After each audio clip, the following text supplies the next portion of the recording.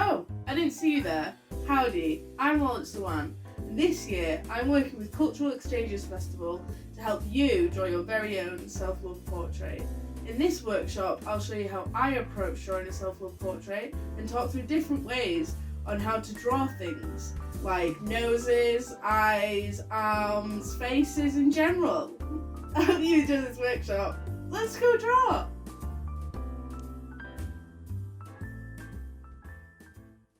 Howdy, it's me again, but in voiceover form. Let's begin with a little introduction on how I draw people. This is Portraits 101 with Luann. Okay, so let's start with the head. Playing around with fun shapes is always a great and easy way to make portrait drawing a little less scary. With the ears, you can go as big or as small or as mismatched as you'd like. It's your drawing, you can do what you want. That's the beauty of art. As for the inside of the ears, you can add little 3s and T's, as I like to call them, just to add some simple details.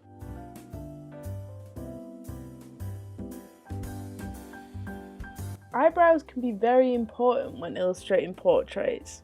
Emotions come from the eyebrows, and the eyes, and the mouth, well, the whole face, but the eyebrows are very important.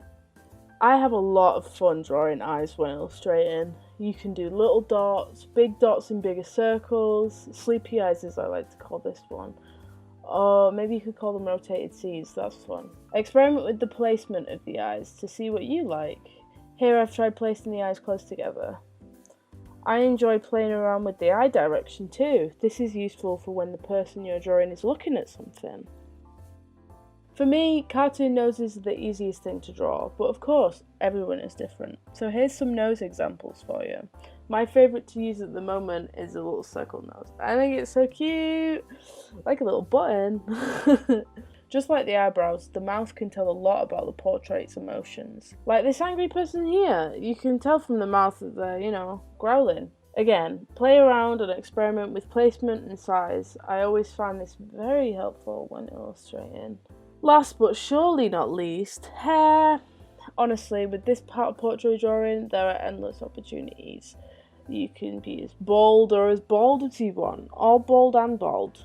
You can add accessories such as hearts, clips, bows, glasses, all that fun stuff. And most importantly, just have fun with it!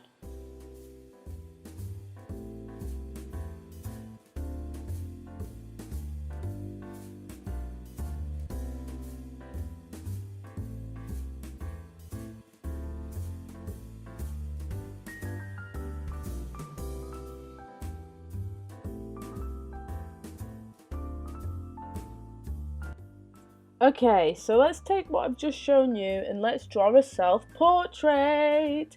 Here's a pretty picture of me, and I'm going to use this as a reference to help me draw. I always find this a good idea for when my art juices aren't flowing very well.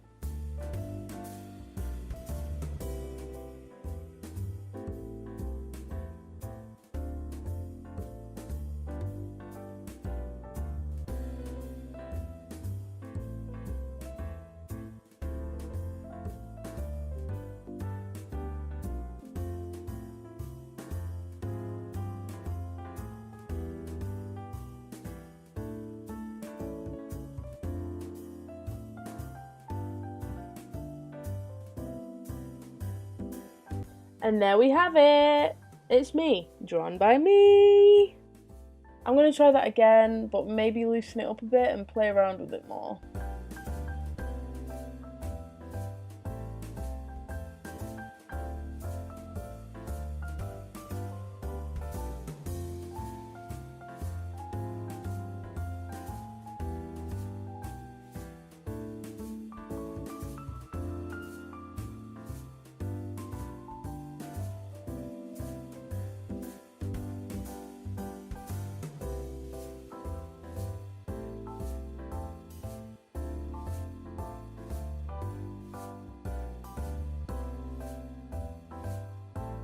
And here I am, but I'm not really vibing with those eyes, so I'm gonna try something different and then see how I feel.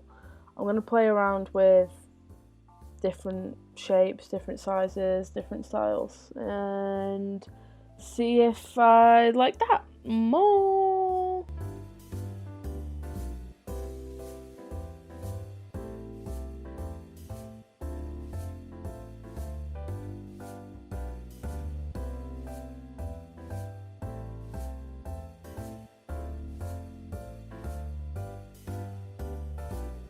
Wow, look at that. We have 6 slightly different drawings just by changing small aspects of the face. These changes may look small, but to me these changes help me achieve my desired illustration. When it comes to drawing arms and hands, I try to not stress myself out too much over it. I try to have some fun, because I've always found arms and hands so difficult to draw, like a lot of artists. So I kind of train my brain into loosening up a bit. Okay, so let's quick sketch some hands.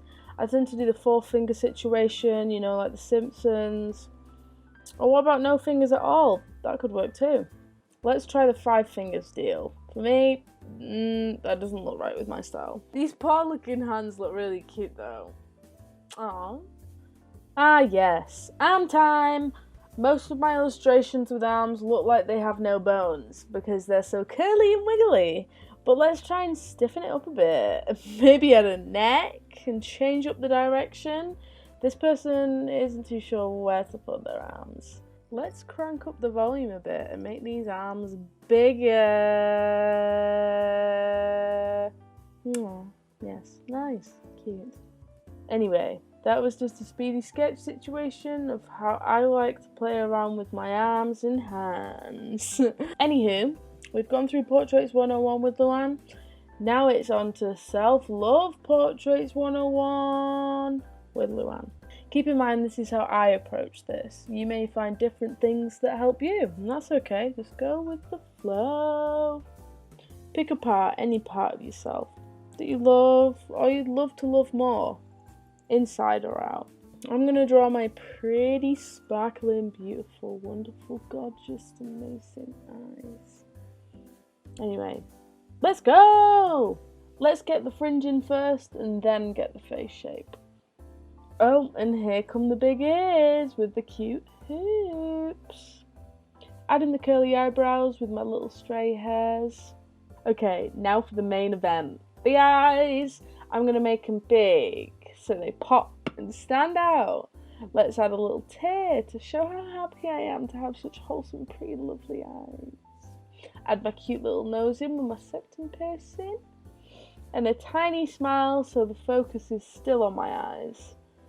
I was unsure on what the inside of the eye should look like, so here's me sketching another eye idea. No, I decided against it. I use a lot of hands and arms in my illustrations when I'm expressing my feelings, just like in real life.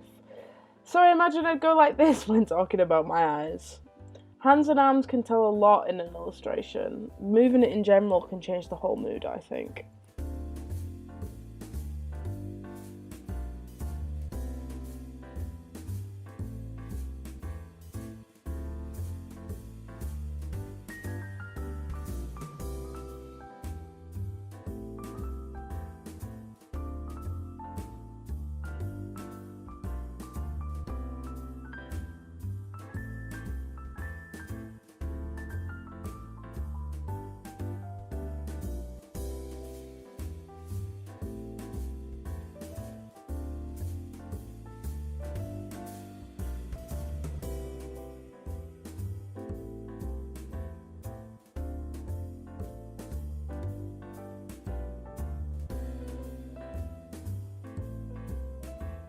Moving away from my beautiful face now, I'm going to illustrate something a little different. It's okay to feel lonely sometimes. That's only a natural human emotion for you to feel. But thankfully, you have lovely old you to keep yourself company. Got no hand to hold? Hold your own hand. Self-love portraits are a great way to document your feelings, to cope with your emotions, and to help others too.